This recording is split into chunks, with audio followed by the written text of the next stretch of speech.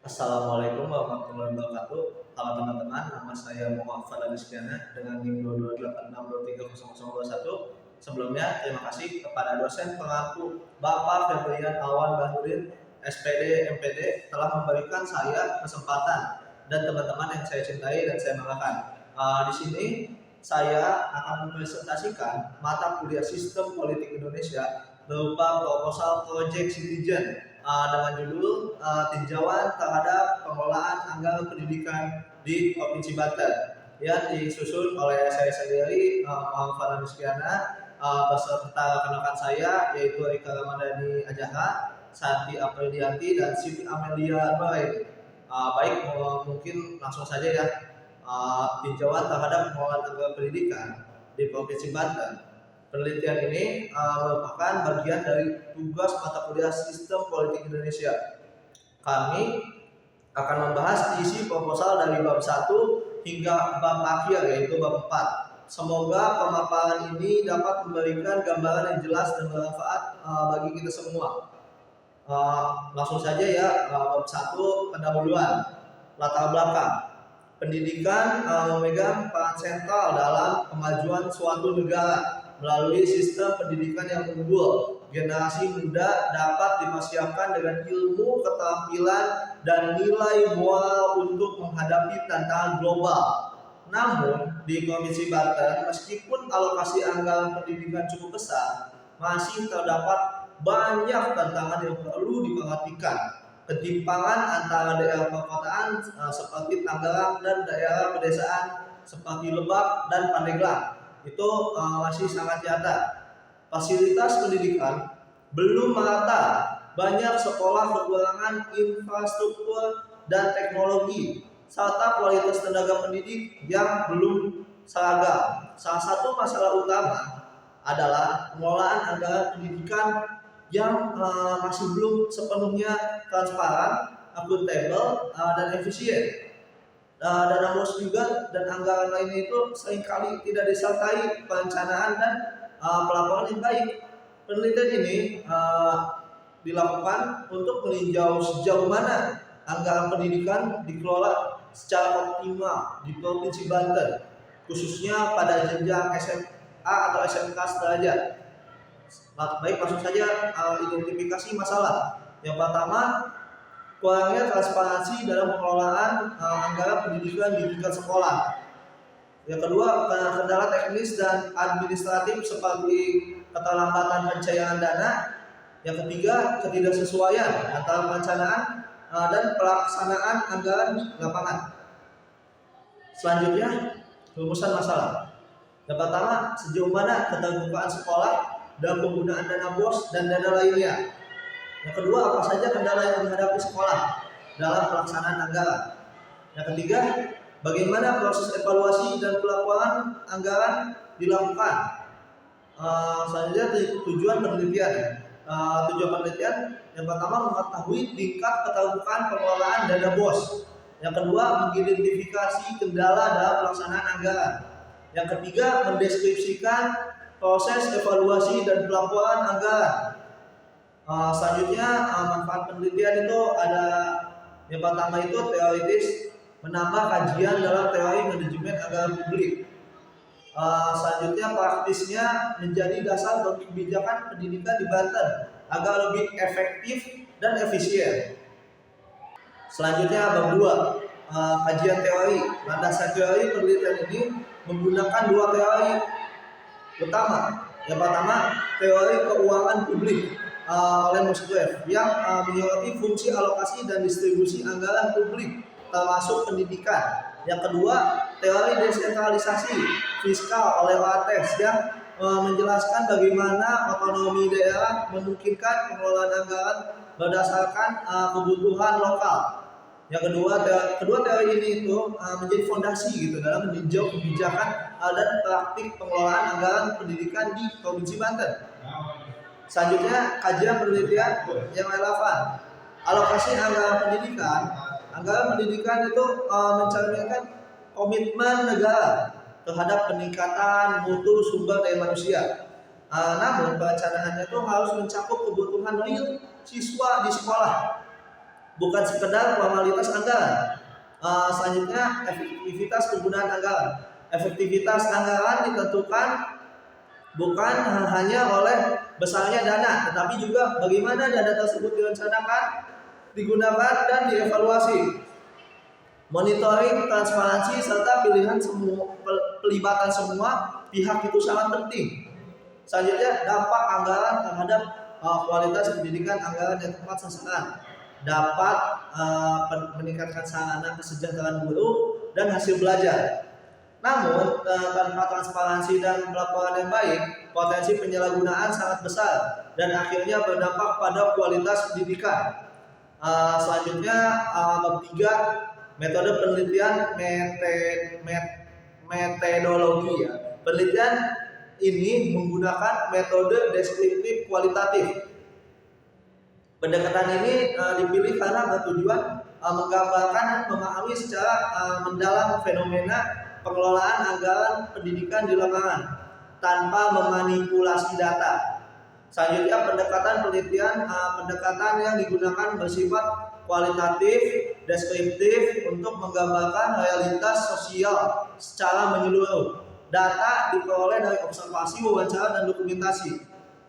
Selanjutnya, jenis penelitian.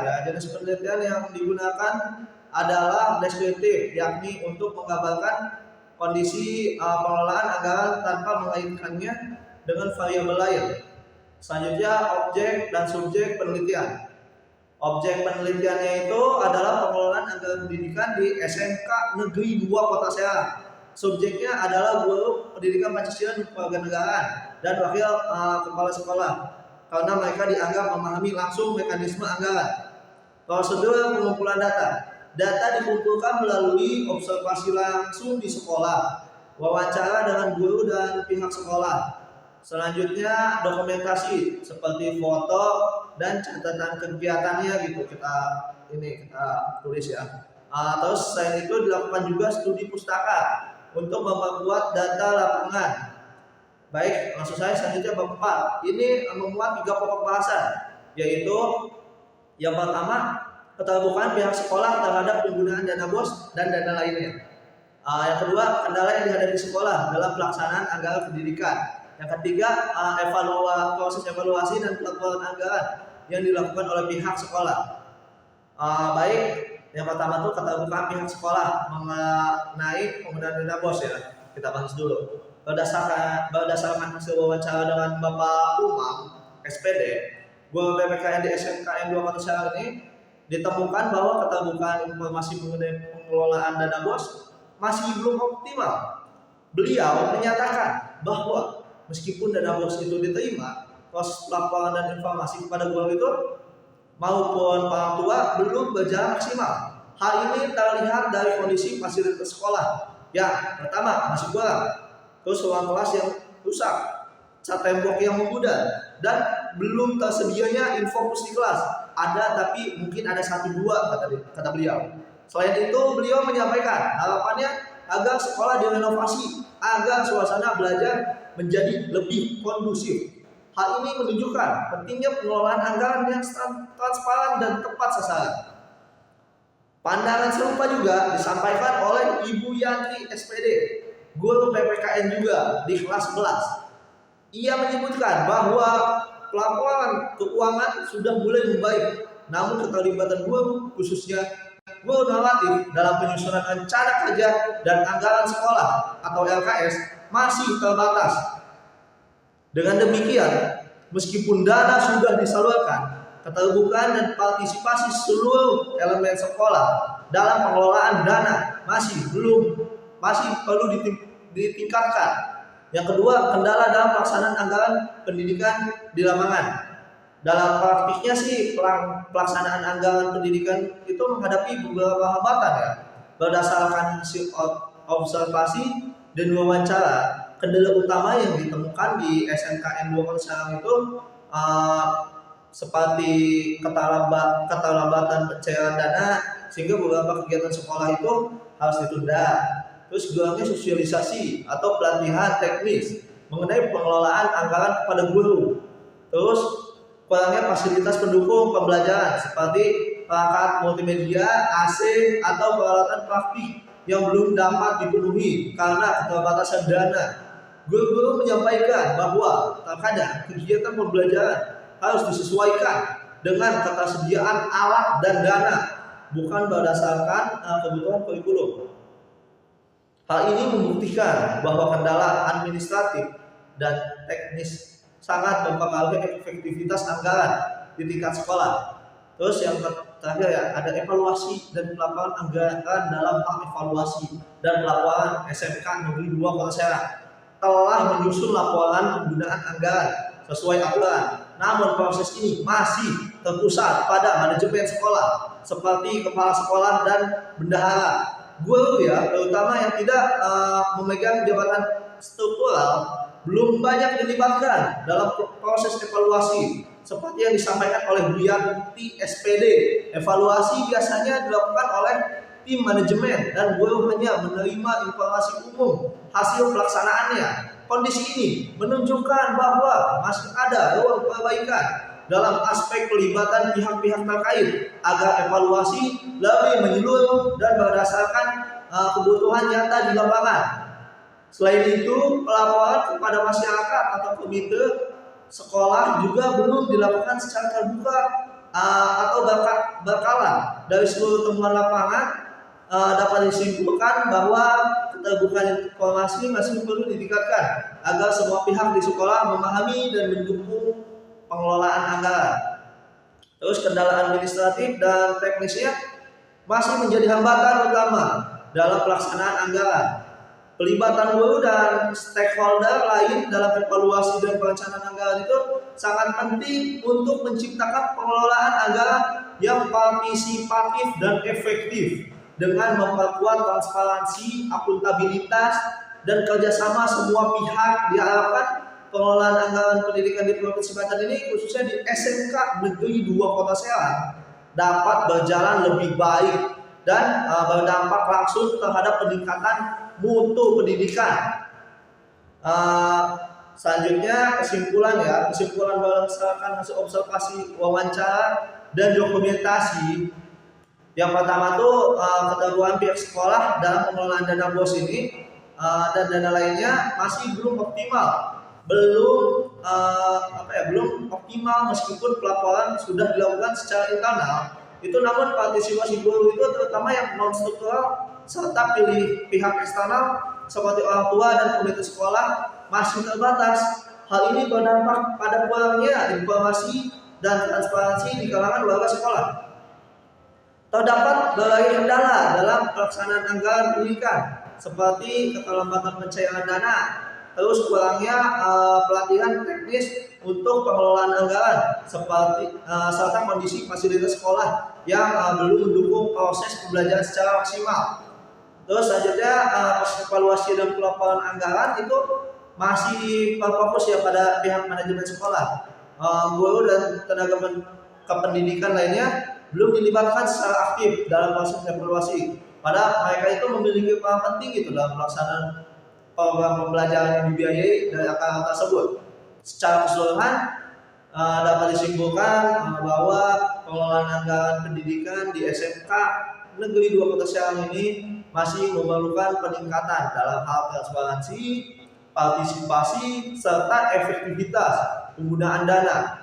Nah, saran berdasarkan hasil penelitian dan temuan di lapangan ya di SMK Negeri 2 Kota Serang ini, kami memberikan beberapa saran gitu. Untuk pihak sekolahnya diharapkan dapat meningkatkan transparansi dalam pengelolaan anggaran, misalnya melalui penyampaian laporan penggunaan dan secara terbuka dalam rapat dewan guru atau forum sekolah lainnya. Pelibatan semua guru itu dalam penyusunan LKAS dan evaluasi anggaran juga itu perlu ditingkatkan gitu. Kalau untuk Dinas Pendidikan Provinsi Banten ya itu perlu memberikan pelatihan teknis dan pendampingan rutin gitu kepada sekolah dalam hal manajemen keuangan dan pelaporan. Selain itu mekanisme pencairan dana agar dipercepat gitu ya, agar tidak menghambat program-program pendidikan yang mau dirancanain itu biar tersusun gitu loh.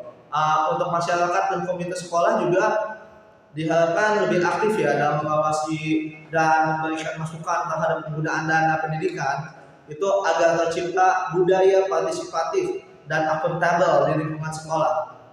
Nah, mungkin untuk penelitian selanjutnya ya mungkin disarankan agar dilakukan kajian yang lebih luas mungkin ya, melibatkan lebih banyak sekolah di berbagai kabupaten atau kota di Banten gitu. Jadi ya Provinsi Banten harusnya ya seperti itu ya, agar diperoleh gambaran yang lebih menyeluruh gitu tentang pengelolaan anggaran pendidikan di tingkat provinsi.